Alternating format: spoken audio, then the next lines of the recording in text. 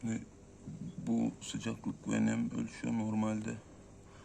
Bunu nem olarak derece 30'a geldiğinde alarm verecek şekilde şey yapmıştık.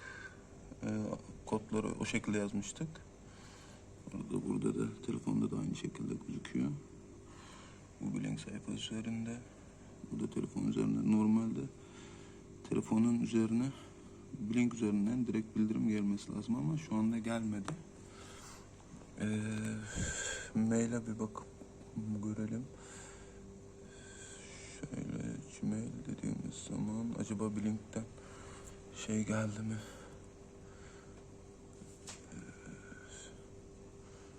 Şu şekilde.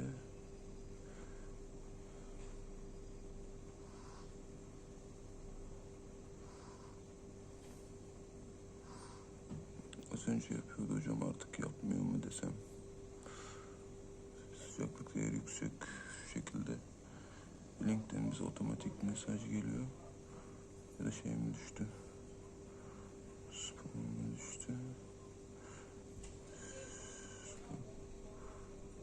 Spam yok, spam da yokmuş hocam.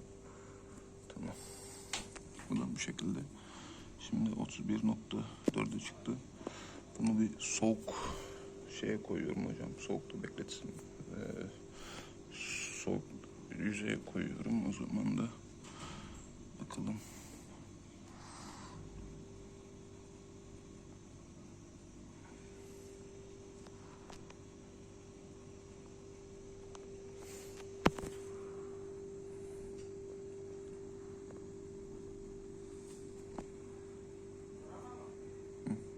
Şimdi yavaştan soğuk nesnenin üzerine koyduğumuzda yavaştan düşmeye başladı.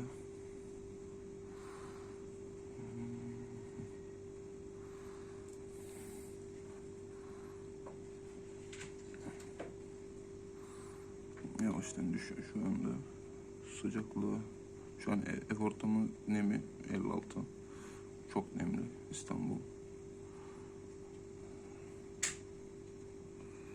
Bu şekilde devam ediyor hocam.